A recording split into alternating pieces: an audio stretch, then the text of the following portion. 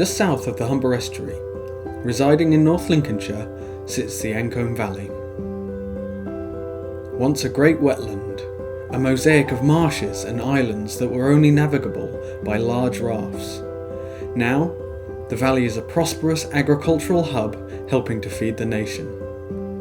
A mixture of villages and towns that make up a thriving community. The old River Ancholme meanders along next to the large straight cut canal known as the new River Ancholme, a river that helps keep the valley dry and prosperous.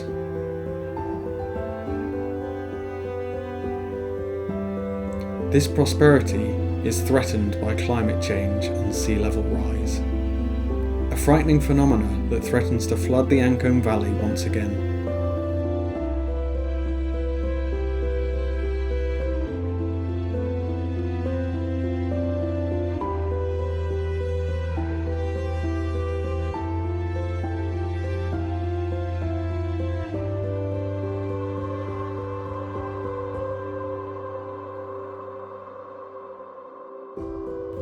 We want to see an Ancholme Valley that is resilient and adaptable, can cope with repeated flooding and bounces back stronger, even cope with permanent flooding.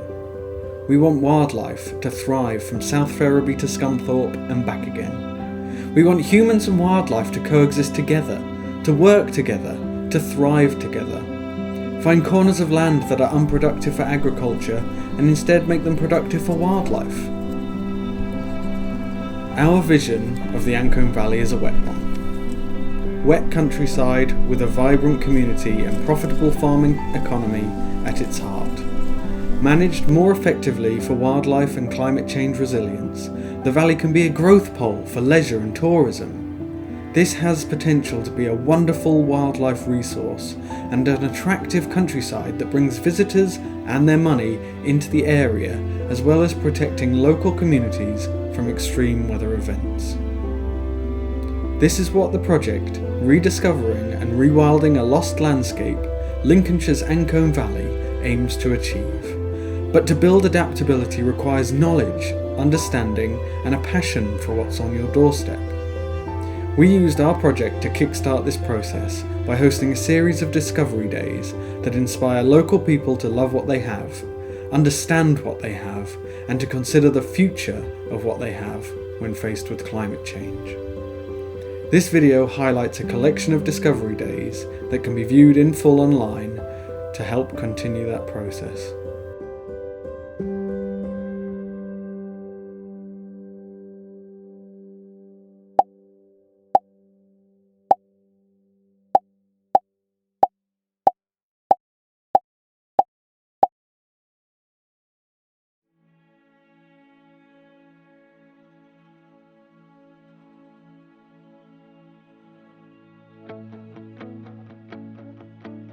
My name's Jim Lennon and I'm passionate about farming and birds and owls.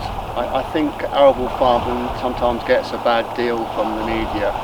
There's actually lots of wildlife here on arable farmland, but there's also lots that you can do to help birds on arable farmland. So if you're just targeting arable farmland species like lapwing and skylark, this vista illustrates some of the issues quite well.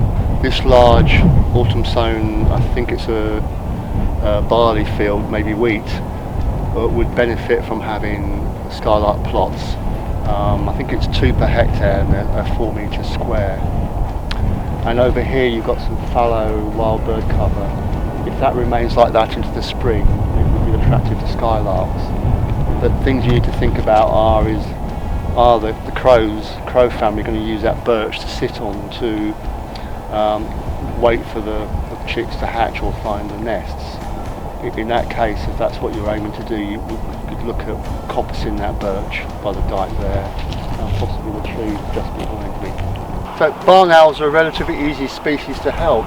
Give them a 10 hectares or 25 acres of rank grassland, which can be, as you see here, riverbanks, drainage dikes, and a home, this is run by the Wildlife Conservation Partnership.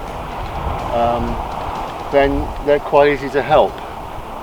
They tend to breed in the up and down cycle following the fortitudes of the field vole, which tends to go boom bust over a 3-4 year period.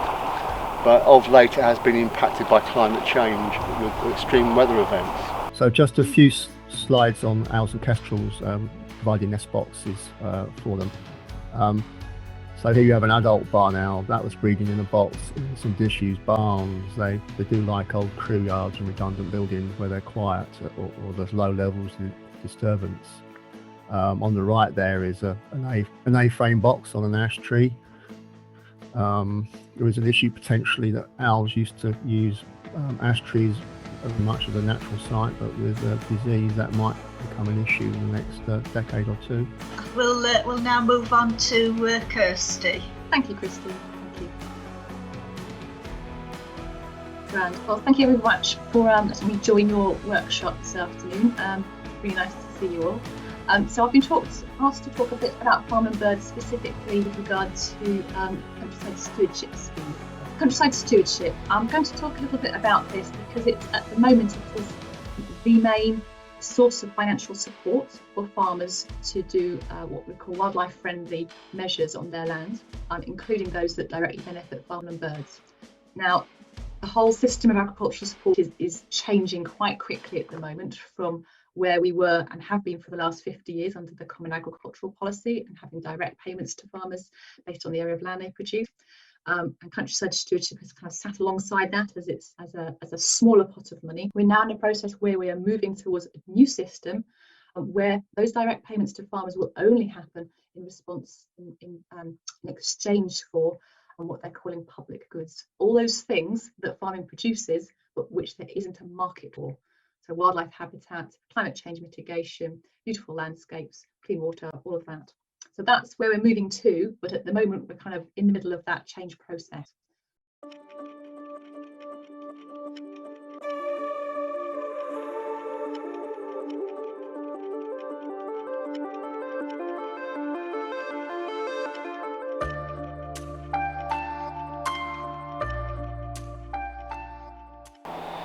How long have you been a mycologist?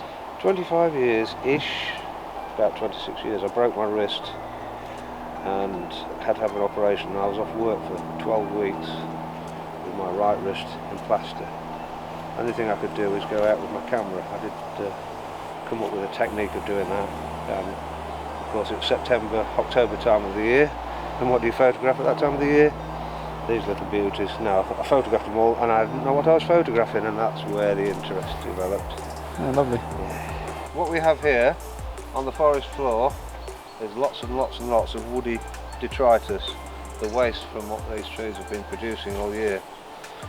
Where would it go? What would happen to it if it weren't for fungi? Fungi play a major part in recycling all this. They don't do it solely on their own. There are the little creepy crawlers, worms and insects that help them, but without fungus we would be knee deep every year in this, and it would just get deeper and deeper and deeper. What actually happens is all the nutrients that have gone into creating these leaves on the trees through the summer is now being returned to the soil for the trees to feed on. One of the richest soils you'll find is in deciduous woodland, which is what we have here. This beautiful little creature here growing amongst the mosses on this old, I think this is oak, but I stand corrected if I'm wrong, is the angel's bonnet, Mycena archangeliana.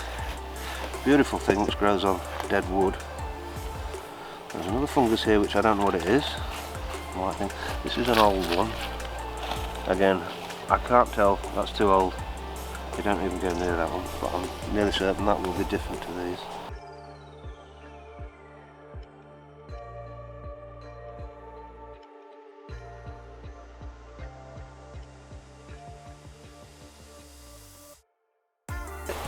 Brought an old decoy. Fantastic place. The decoy itself is now not in great shape. It's not been used since the 1840s. We know that in the 1880s, in the definitive book on British decoys, this site was visited, but it was actually described as no longer in use for 45 years. So it probably ended its use in about 1840, but it would have been here probably since sometime in maybe the 1600s, early 1700s. And a decoy was a kind of technology brought in from the Low Countries, mainly from Holland, in the 1500s and 1600s. And it was brought probably by Dutch settlers who came here to work on improved farming and drainage, and they brought with them the skills and the technologies to both manage the fen and to harvest the ducks.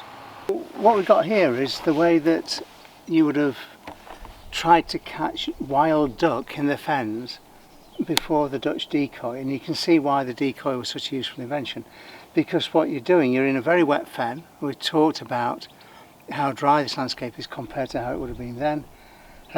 Your ducks have come down, you've probably got some decoy ducks to draw the ducks down to water, and they've constructed a net around there, and basically a crude version of a pipe. And then you've got a whole flotilla of flat bottom boats, basically one or two people in a punt or a small boat, a flat bottom boat, and they are going en masse across the open water and effectively shepherding the ducks, which are then being led up the pipes. And again, I suspect that you'd have pinioned tame ducks that would lead the way, and those would be fed at the end of the process and released back in. It's a very labour intensive job, and if you imagine trying to do that in this landscape, when this landscape is incredibly wet, it's not an easy thing to do.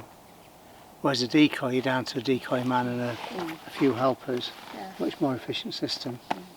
Which is what we come on to. So this was one of the last working decoys, certainly in this part of the east of England, the Ashby Decoy. It's still there, and it was working until the late 19th century. And it's a 4-pipe decoy. You've got the pond, whereas the one we looked at Broughton is a 6-pipe decoy. This is a 4-pipe. And you can see how the pipes come off and turn round with a little curve in that pattern. And each of the pipes would have the netting and the paraphernalia to drive the ducks and to catch them.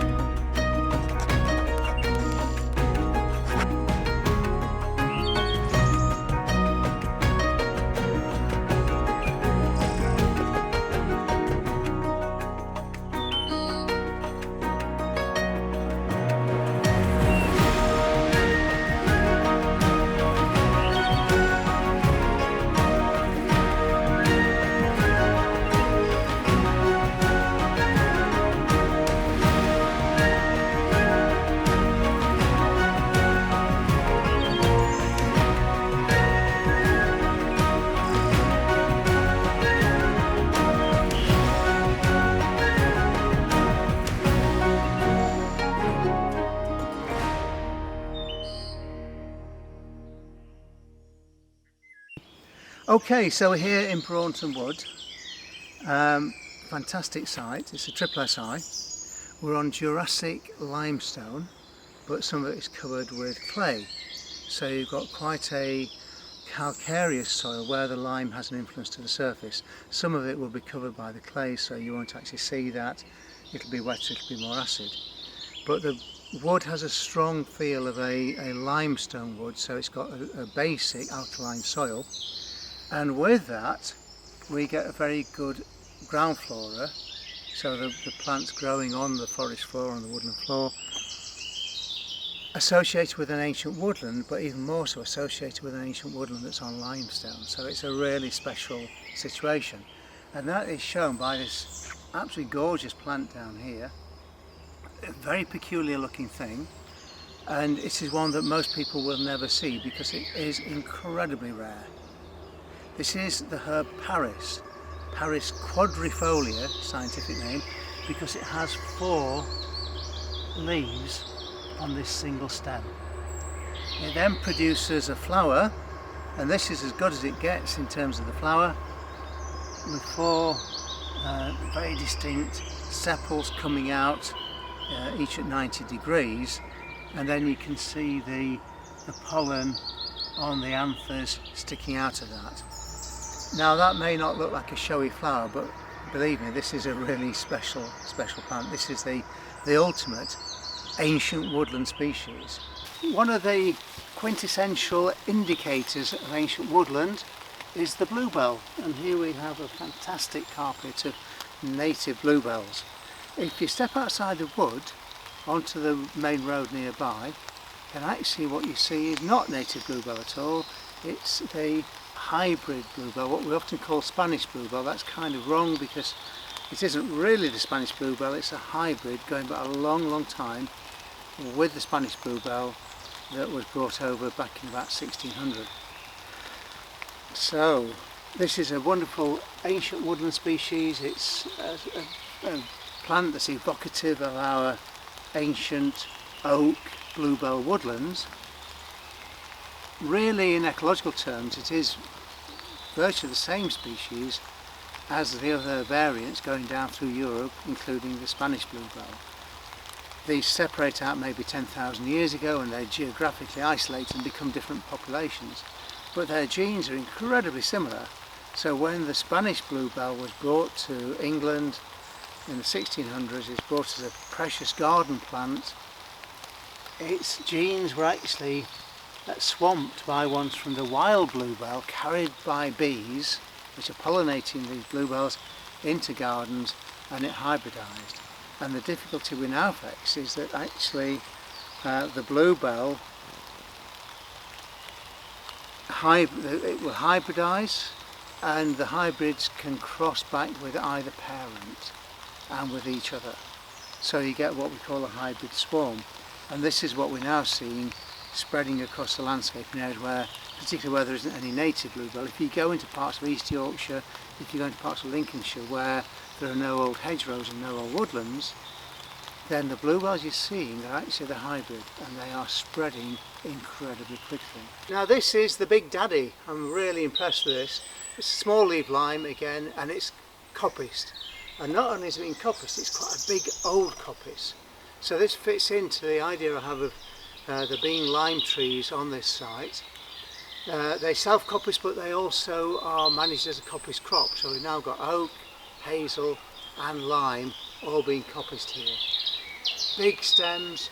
These are probably last coppiced maybe 200 years ago, something like that.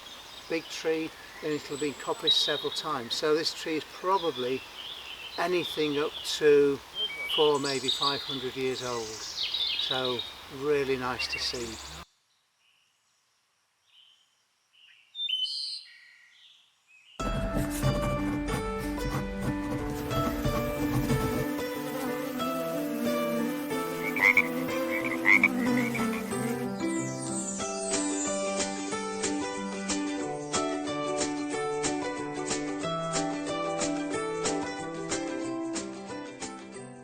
So, for those of you who don't know, this is a bee hotel.